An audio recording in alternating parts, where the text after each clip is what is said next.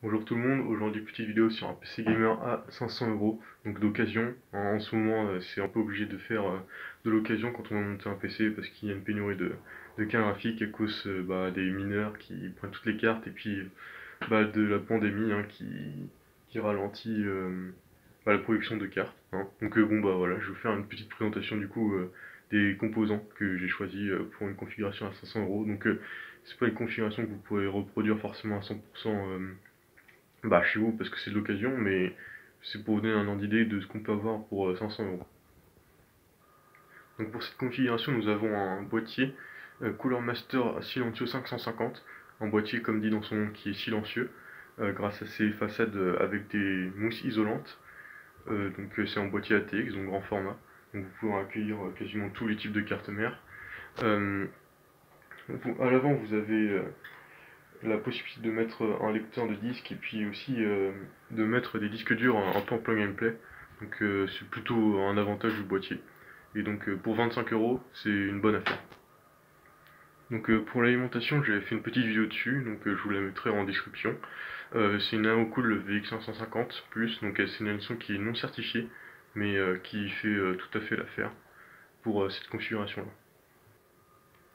Pour le processeur, nous avons un i5 6500, donc que j'ai payé au prix de 60 €. 60 € c'est aussi un bon prix pour ce processeur là. On trouve plutôt des 4ème génération normalement dans ces eaux là, donc c'est quand même un bon prix. Donc si vous avez par exemple un i7 de 4ème génération, ça peut aussi faire l'affaire dans cette configuration. C'est assez trouvable, c'est trouvable et honnêtement je vous déconseille de prendre en dessous d'un i5 de 4ème génération pour 500 €, ce serait vraiment mauvais. Et donc voilà, le 6500 c'est encore un processeur qui fait encore bien tourner les jeux, donc foncez si vous en trouvez pas trop cher. Pour la carte mère, nous avons une Asus B150C, donc une carte mère avec micro ATX avec 4 slots de RAM, et qui accueille le socket 1151 de chez Intel.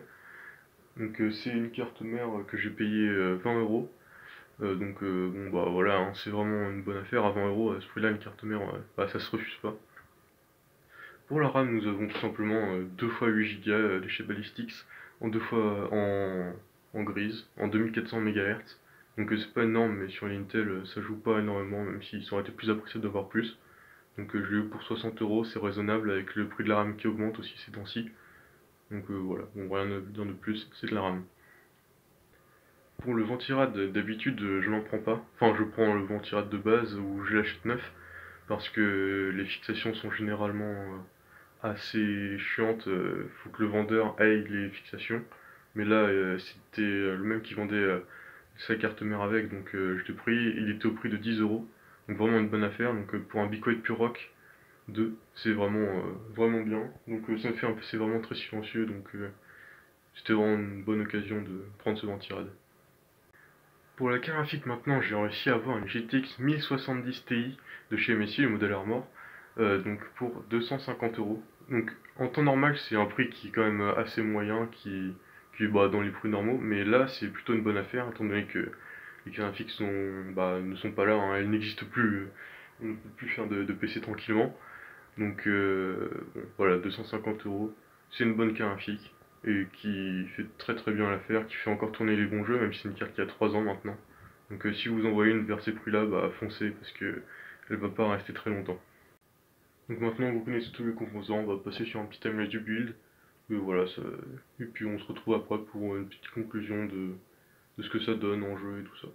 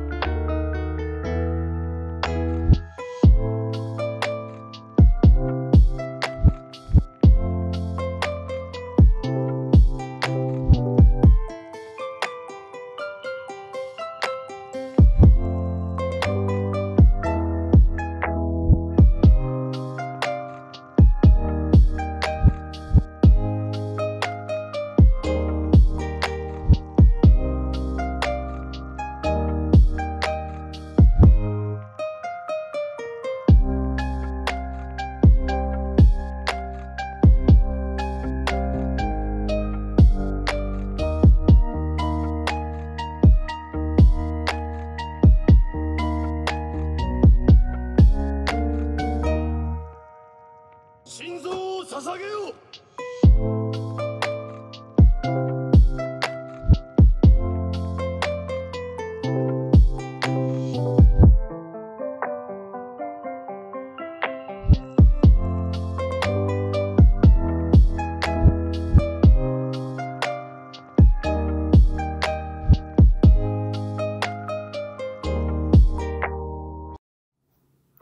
Donc si on fait un récapitulé du prix, on a eu pour 18€ pour le SSD, 10€ pour le ventirad, 60€ pour la RAM, 20€ la carte mère, 60€ le processeur, 250 la carte graphique, 25€ le boîtier et 26€ l'alimentation. On arrive donc à un total de 469€.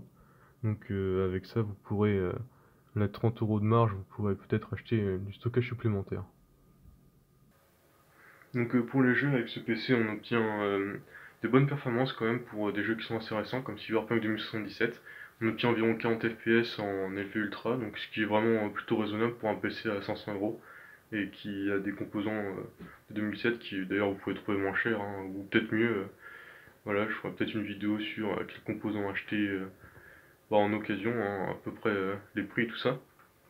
Et aussi sur Assassin's Creed Valhalla, vous pourrez atteindre les 60 FPS en élevé. Hein.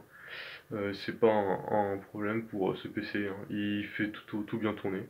Donc un petit regret sur ce PC, bah, c'est l'alimentation évidemment, parce que j'ai pas eu trop le choix d'acheter autre chose, parce qu'il manquait un petit peu de budget de ma poche personnelle. Et donc cette animation, elle est pas bruyante, mais comparée au reste du PC, bah, elle fait du bruit, hein, voilà tout simplement. Et puis autrement, bon, bah, je crois que la vidéo est finie, hein. Bah, au revoir.